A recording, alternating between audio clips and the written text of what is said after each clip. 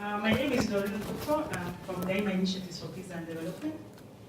And when I came to this room in the morning, I wasn't sure whether it was a pre. And Hashin have done a great job to put this down, but I think past the conference we can put them in a more tangible and thematic format.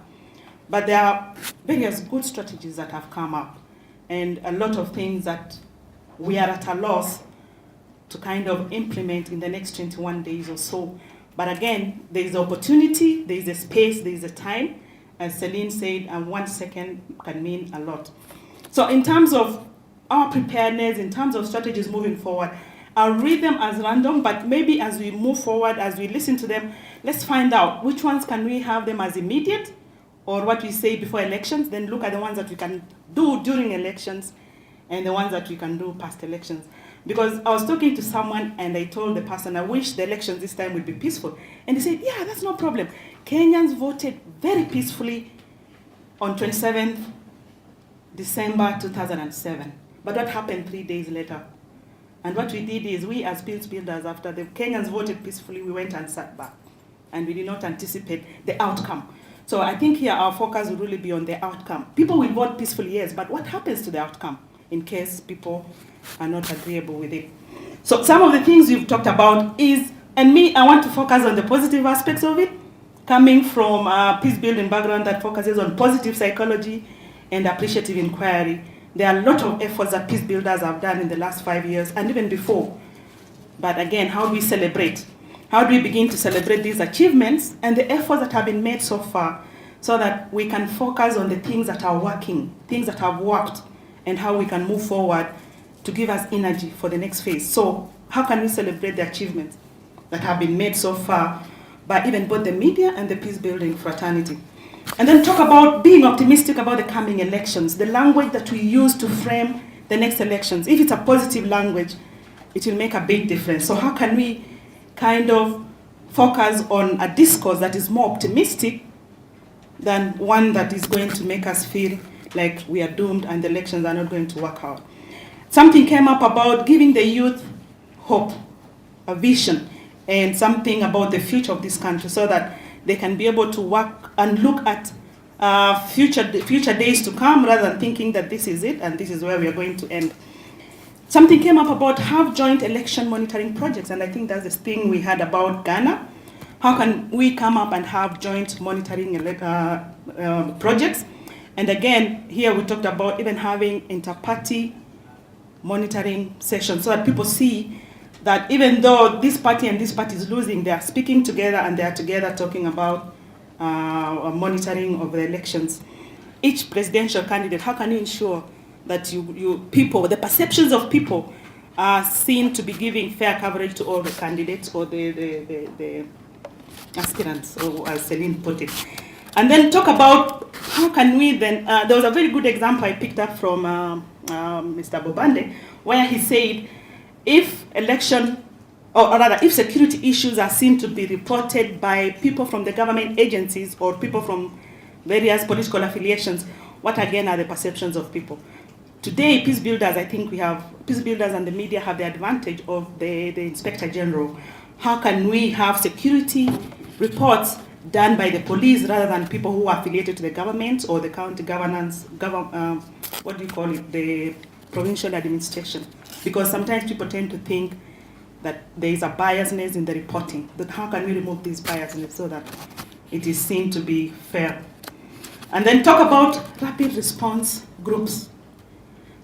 The mediation groups, again, we talked about those examples. How can political candidates also have a place whereby, not political candidates, the peace builders and the media have places whereby they can meet and come up with a situation analysis, do an ongoing analysis of what's going on. Because realize that after 4th March, should there be a rerun, the political climate will be changing every hour. How can you have a group that's ready to respond and have a situation room where those things are discussed? And then somebody also talked about preparation of parallel tabulation of the results by either the domestic observers and again the story of who tells the story about your elections, about Kenya to the outside observer. So how can we then come up with a domestic reporting system so that it also sets the agenda for the international media or the international team. There was something that was also said about how do peace builders add their voice to the debate. And for a long time, we have struggled with this issue where we say, if there's a presidential debate or if there is any person that calls a very quick press conference to respond to issues, it's never the peace builders. When something happens, the peace builders have not formed a platform where they can come together and add to the public debate or the public discourse. How can that happen? And this can be very key in the next 21 days or so, where you set the agenda and say the peace building fraternity, this is what we stand for, this is what we perceive to be one of the things we need to move forward. And then kind of a very interesting story that came up about hegemonic structures. And being a student of conflict transformation and peace building, in my analysis class, the most focus we talked about is how to deal with hegemonic structures. In Kenya, we are dealing with a situation that has been there for a long time. And as much as this kind of intervention might not be met in the next 21 days, but then how can we begin to work at ways of creating a liberation movement or a social movement? Let's say work towards the 2017 elections. How can we then come together and form a liberation movement where the Kenyans are able to share power, where the people who do not have power are seen to be having that power so that they don't resort to violence? Okay, then there was something that came up about sharing the power between the president and the people, and then how to practice power sharing at every level, that I think was mentioned by Katie. Then come up with something like a peaceometer. And then we've talked a lot about individual contributions and efforts. Again, in my analysis class, in my conflict transformation class, they said any transformation has to begin at individual level. So how do you do that before you go to the family level, societal level, and then impact the global level?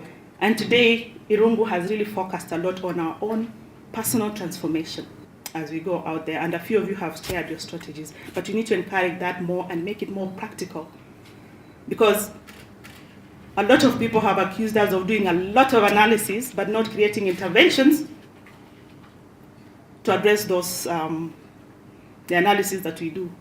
So after we do the analysis, what action, practical action do we take to ensure that that analysis is implemented?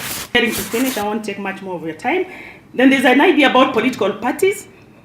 How do we engage them maybe in pre-election dialogue and commit maybe the candidates to to ensure that they don't participate in violence?